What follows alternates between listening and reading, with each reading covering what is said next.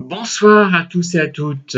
Aujourd'hui, je dois dire que la mauvaise qualité de la vidéo va me servir, elle va servir mon propos.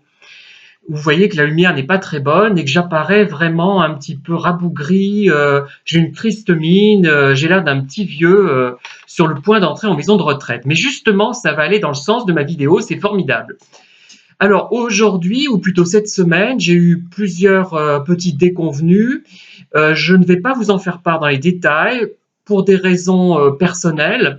Alors une première déconvenue qui venait, je pense, d'un malentendu avec une spectatrice électrice que j'apprécie beaucoup. Mais ça, je pense que je vais essayer d'expliquer les choses et que tout va rentrer, si je puis dire, dans l'ordre. Ce n'est pas l'expression n'est peut-être pas très heureuse. Il y a eu une autre problématique euh, qui m'a fait me sentir vraiment moins que rien, humilié. Vraiment, ce sont des choses à ne pas faire. J'ai eu tort de ressentir de l'humiliation, puisque en fait, je n'ai pas à ressentir quoi que ce soit. Je crois que je prends les choses trop à cœur, mais ça m'a permis de faire cette vidéo un peu moche ce soir, sur le plan esthétique, de me montrer vraiment tel que je suis.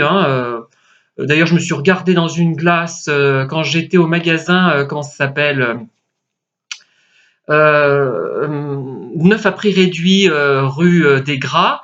Et vraiment, je me suis dit, là, c'est la fin. Et ça m'a fait rire parce que ça m'a pas tellement perturbé, mais ça explique beaucoup de choses. Il faut pas se leurrer. Il ne faut pas se leurrer, ça c'est important. Ça me rappelle d'ailleurs un film avec Vivien Leigh, un de ses derniers films, où elle se regarde avec objectivité dans une glace, où elle apparaît affreuse parce elle a 55 ans, un peu plus jeune que moi d'ailleurs, mais elle n'est pas affreuse, mais le cinéaste a fait en sorte qu'elle le soit, et moi aussi je suis bien content de paraître franchement moche ce soir. Mais j'en viens aux propos qui m'amènent à faire cette vidéo. Je ne situerai pas le contexte comme je voulais le faire parce que ça ne vaut pas le coup, parce que je n'ai pas envie de porter préjudice aux personnes en question, aux personnes qui ont été soit perverses, je ne sais pas, encore je n'ai pas tranché, soit très maladroites, peut-être. Enfin, on va voir un peu, on va examiner les différents cas. Et ça me renvoie à la notion de silence radio. Vous savez que vraiment, moi, le pire qu'on puisse me faire, c'est un silence radio. Par exemple, si quelqu'un me parle d'un de mes livres, ou je sais pas forcément, enfin je prends cet exemple, mais ce n'est pas le cas qui m'a préoccupé aujourd'hui, ce n'est pas la qualité d'ailleurs d'un livre qui m'a préoccupé. Si on me dit par exemple, vraiment, je n'ai pas apprécié ce livre parce qu'il est mal écrit, parce qu'il est idiot, je vais le prendre difficilement sur le moment, mais finalement, je vais mieux accepter ce reproche qu'un silence radio. Pourquoi? Parce que le silence radio va me faire penser à des choses encore pires. Je vais imaginer le pire, je vais me sentir vraiment mal à l'aise. Et un silence radio, ça montre qu'on ne s'intéresse pas du tout à la personne, qu'on n'a aucun égard pour elle. Bon, et dire qu'un livre est nul, ça montre aussi peu d'égard, parce qu'on peut le tourner autrement.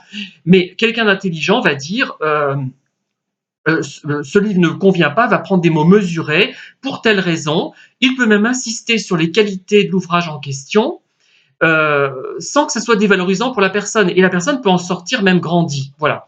Mais quoi qu'il en soit, je préfère une déception, parce qu'on est toujours déçu de ne pas parvenir à communiquer par le biais d'un livre, parce qu'un livre, c'est un outil de communication aussi, c'est une œuvre d'art, c'est un support intellectuel, c'est un support de réflexion, mais c'est aussi un outil de communication, et c'est très important. C'est ça que je voudrais que vous... Enfin, ceux qui vont m'écouter vont le comprendre, le comprennent sans doute, que vous le compreniez.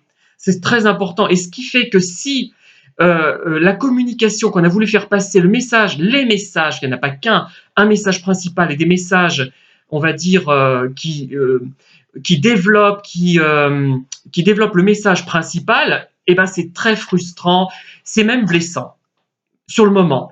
Mais si la personne nous le dit avec tact, avec gentillesse, avec bienveillance, on le voudra quelques minutes, mais très vite, on ne lui en voudra plus. Et très vite, parce que je l'ai subi cela plusieurs fois.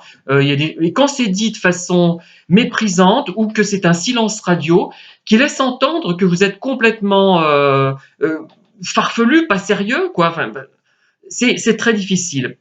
Et donc, j'ai subi donc un silence radio par rapport donc non à mes livres indirectement, par rapport à une dédicace que j'avais demandée à un endroit que je ne citerai pas. Peu importe, hein, ce n'est pas la question n'est pas là. Ce qu'il faut en retirer, c'est l'analyse de ce silence radio. Alors, moi, c'est vraiment l'arme. Si un pervers me voit là en ce moment, quoi qu'il me voit en ce moment, il va plutôt, il aura même pas envie de m'agresser, il n'aura aucune envie, il ne sera titillé par rien parce que vraiment c'est la bérésina hein, ce soir. Mais enfin pour mon apparence. C'est vraiment une arme pour que moi. Ce qui m'est le plus pénible, c'est le silence radio. Je le dis et le redis. C'est vraiment quelque chose qui est souvent abordé en vidéo, qu'il a été souvent, qu'il sera encore. Et il faut revenir sur cette thématique qui est très importante. Et on va essayer de comprendre pourquoi c'est si pénible. Alors, déjà, alors le silence radio peut venir d'une personne saine, mais maladroite, on va dire, en simplifiant à l'extrême, ou d'une personne malsaine. Si il vient d'une personne malsaine, quel est l'objectif de ce silence radio? Bien, tout simplement, moi je vois deux causes, deux objectifs. C'est de faire souffrir la personne qui va attendre une réponse à une question, un appel bienveillant ou un appel qui prouve la présence d'une personne qui va donc limiter son inquiétude aussi peut-être. Et ça va nous faire souffrir et ça va nous remettre en cause. On va se poser plein de questions. Et c'est peut-être surtout cette dimension qui va intéresser le pervers ou la perverse. C'est-à-dire qu'on va se dire, mais s'il ne me répond pas, c'est parce que je ne suis pas intéressant, c'est parce que je suis mauvais. Euh, voilà, ce silence, c'est ça, c'est une remise en cause. C'est ça qu'il faut comprendre. Hein. Alors, si vous êtes pervers et que vous m'écoutez, c'est formidable. Vous allez vous dire, mais il apporte de l'eau à mon moulin, ce Pierre Calmar, il est idiot. Et je vais utiliser ça auprès d'autres, mais ils le savent de toute façon, je ne vais rien leur apprendre. Hein. Et cette vidéo ne vous apprendra rien, elle ne fera que confirmer des choses que vous savez certainement déjà, mais il faut les répéter, c'est important. Alors, si la personne est perverse, voilà à peu près les objectifs qu'elle poursuit. Ça peut être aussi qu'elle est tellement vide qu'elle ne se rend compte de rien. Bon, là j'y vais un peu fort. Ça peut être pitoyable à ce point-là. Mais d'une personne, on va dire saine, qui n'est pas spécialement bienveillante, mais pas forcément malveillante, qui est un peu neutre, le citoyen lambda, si tant est qu'il existe, hein, mais c'est un modèle de réflexion, eh bien, ça va manifester son désintérêt, tout simplement.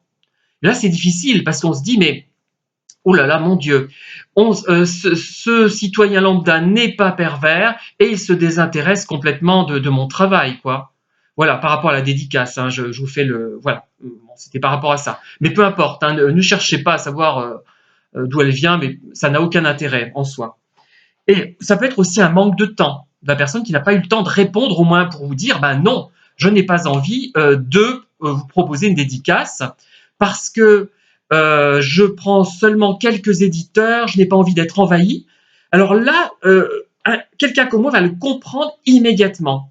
Il en voudra 5 minutes, il va ronchonner intérieurement 5 minutes, et après il va l'oublier, il va passer à autre chose. Ça lui permettra de passer à autre chose et d'avoir peut-être d'autres idées. Il dit tiens, c'est pas à cause de l'éditeur, me dit-il. S'il est sincère, ce monsieur ou cette dame, eh bien peut-être que je peux essayer un autre éditeur. Enfin, je sais pas, c'est possible parce qu'il y a des éditeurs à compte d'auteur, notamment dans notre région, il faut le savoir. Revoir, c'est quasiment un compte d'auteur.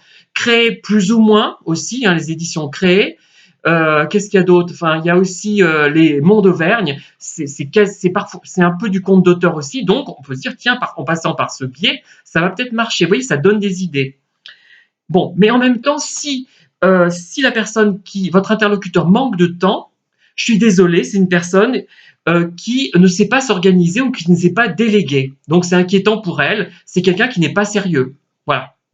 Vraiment, je pense ça. Hein, parce que ne pas pouvoir répondre poliment en quelques secondes, je suis désolé, monsieur ou madame, nous ne pouvons pas vous recevoir en dédicace, enfin même à copier-coller, hein, c'est facile.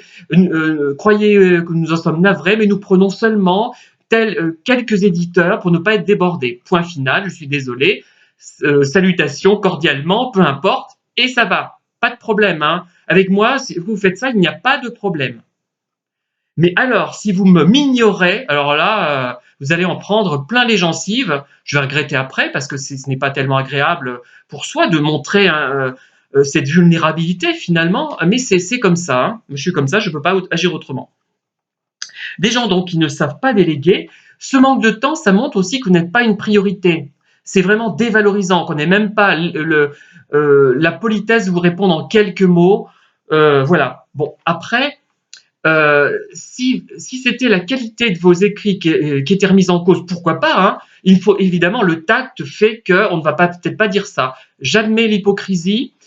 Si c'est une question de tact, moi ça ne me pose aucun problème. Et il y a aussi, je dirais, des gens qui ne savent pas dire non.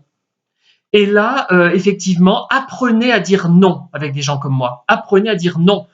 Non, je ne veux pas vous recevoir en dédicace dans ma librairie parce que je reçois uniquement des auteurs qui vont vendre beaucoup parce que je suis en difficulté financière. Enfin, ils ne diront pas ça, parce que j'ai besoin que l'argent rentre et je pense que malheureusement, votre nom n'est pas assez porteur. Ils expliquent en quelques mots polis, il n'y a pas de problème. Sachez dire non. Voilà. Voilà ce que je voulais vous dire. Ça n'a pas euh, révolutionné le monde de la perversion ou du silence radio, mais il faut savoir donc qu'un silence radio ne vient pas forcément d'une personne perverse, mais ça peut venir des personnes, on va dire, un peu lambda, un peu banales, un peu normopensantes quand même, quelque part, on va dire, hein, qui n'ont pas beaucoup de sensibilité. En fait, voilà. Si vous avez quelqu'un qui a une certaine sensibilité, il va tomber dans la case ne savent pas dire non. Moi, j'aurais du mal, peut-être, d'ailleurs, je l'ai eu ce mal, hein, à dire vraiment ce que je pensais ouvertement d'un ouvrage que j'ai trouvé bourré de fautes de syntaxe. Je ne voulais pas blesser la personne, mais j'avais besoin en même temps d'exprimer mon exaspération par rapport à ce genre d'auteurs qui ne font pas relire suffisamment leur production, qui seraient peut-être bonnes si elles étaient relues, leur production. Pas... Vous voyez ce que je veux dire, hein, je reste positif et j'ai raison de le rester, et qui portent préjudice à des auteurs comme moi et qui peut-être sont rejetés à cause de cela. En tout cas, voilà. Merci de m'avoir écouté pour cette vidéo un peu banale, un peu momoche, momoche, j'ai envie de dire. Et je vous dis à très bientôt pour des vidéos plus guillerettes que je ferai demain, peut-être dans un autre endroit d'ailleurs, hein, parce que là, c'est vraiment moche. Hein, c'est moche. Bonne soirée à tous et merci de m'avoir écouté une fois de plus.